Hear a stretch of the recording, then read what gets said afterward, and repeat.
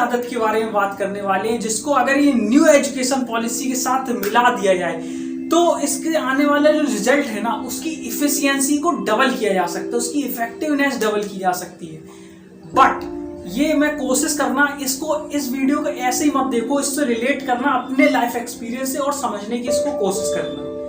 तो जिस आदत की बात करने वाले हैं कि जिससे ये न्यू एजुकेशन पॉलिसी का रिजल्ट यहाँ से यहाँ पहुँच सकता है, उसको शुरू करने से पहले ये चीज भी समझना जरूरी है कि जो एजुकेशन से जो एजुकेटेड होते हैं ना, जो लोग जो इंटेलिजेंट हो रहे हैं, तो एक बार समझने की ये कोशिश करनी पड़ेगी कि एक्चुअल में इंटेलिजेंस है क्या, किन लोगों को एक्चुअल में एजुकेटेड कहना चाहिए, कौन लोग हैं जो ट्रेंड हैं और कौन लोग हैं जो एजुकेटेड हैं। ये चीज को समझना बहुत जरूरी है।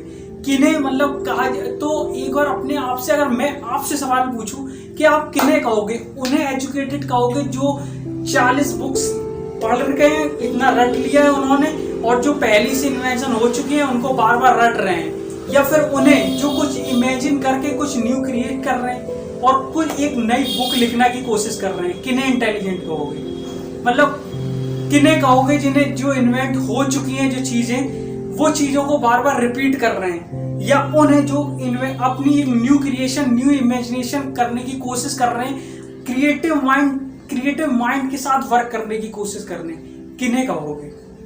ये जो Amazon, फ्लिपकार्ट, टेस्ला, SpaceX, इसके साथ साथ और फेसबुक वगैरह, कुछ भी ये जितनी भी बड़ी कंपनियां हैं ना, ये बड़ी कंपनियों की क्या कोई चीज को रटके हुई थी, या उन इंफॉर्मेशन को या तो रियल लाइफ में अप्लाई करके, या उस इंफॉर्मेशन के कम्युनिकेशन से कुछ ऐसा न्यू इन्वेंशन करके जो एक न्यू रेजुलेशन क्रिएट कर सकता है। इससे हुई थी, किससे शुरुआत हुई थी इस चीजों की? ये बड़ी बड़ी कंपनियों में। तो ये चीज खुद से पूछना जरूरी है या नहीं कि एक्चुअल में इंटेलिजेंस किसे कहेंगे, क्योंकि यार सर्कस में तो एक शेर को भी चाबुक के डर से बैठना सिखा दिया जाता है, बट क्या उसे एजुकेटेड कहते हैं या वेल ट्रेंड कहते हैं? तो ये समझना बहुत जरूरी है कि कौन वेल ट्रेंड है और कौन वेल एजुकेटेड। ये समझने, डिफरेंस तो जानना जरूरी है ना, ये खुद से हमें पूछना जरूरी है, तभी हम आगे का स्टेप ले पाएंगे। तो अब अगर हमें ये समझ आता है कि वेल ट्रेंड कौन है और वेल एजुकेटेड कौन है, तो अब खुद से एक बार सवाल पूछो कि हम अप्रिशिएट करते किन लोगों को हैं? उनको जो 4 डेफिनेशन रट के वहां पे लिख के आ जाते हैं और नंबर लाते हैं और सो कॉल्ड टॉपर हो जाते हैं, उनको अप्रिशिएट करते हैं, या जो एक्चुअल में वो डेफिनेशन को पढ़ के कुछ अपनी लाइफ में अप्लाई कर रहे हैं या उससे कुछ न्यू क्रिएट करने की कोशिश कर रहे हैं, उनको किनको हम अपने अप्रिशिएट करने की कोशिश करते हैं?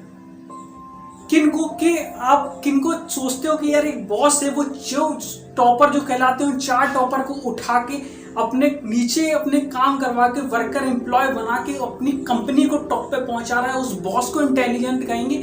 या जो सिर्फ 4 चीजें रट के आए हैं उन लोगों को इंटेलिजेंट कहेंगे?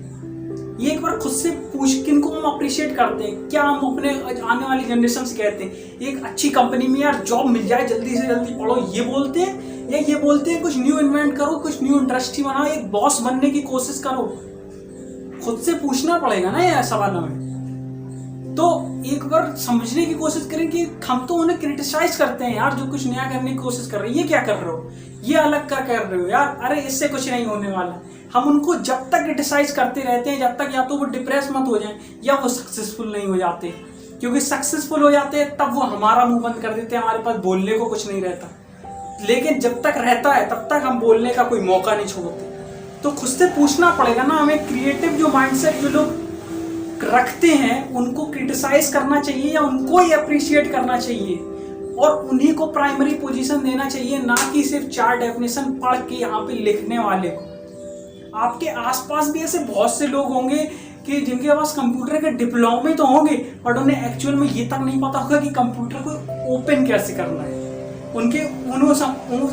सोच के तो कंप्यूटर चलाएंगे, कुछ हो ना जाए उसमें। ऐसे लोग मिल जाएंगे, उनके पास डिप्लोमे बहुत अच्छे होंगे, और जिनके पास एक्चुअल में स्किल्स हैं बट डेफिनेशन नहीं पता है, तो हम उनको क्रिटिसाइज करते रहते हैं। तो ये खुद से पूछना पड़ेगा कि एक्चुअल में अप्रिशिएट करना किसे है और क्रिटिसाइज करना किसे है, किसे प्राइमरी पोजीशन देनी है और किसे सेकेंडरी पोजीशन देनी है। मैं ये नहीं कहता ये एजुकेशन इंपॉर्टेंट नहीं है, बट हम खुद एजुकेशन की जनरेशन में जी रहे हैं, यहाँ 4 बटन दबा के वो इन्फॉर्मेशन निकाली जा सकती है, तो क्यों रखना है उस इन्फॉर्मेशन को।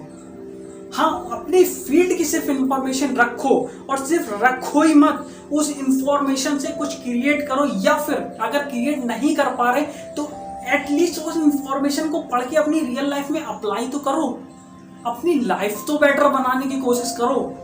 ये चीज को समझना पड़ेगा ना।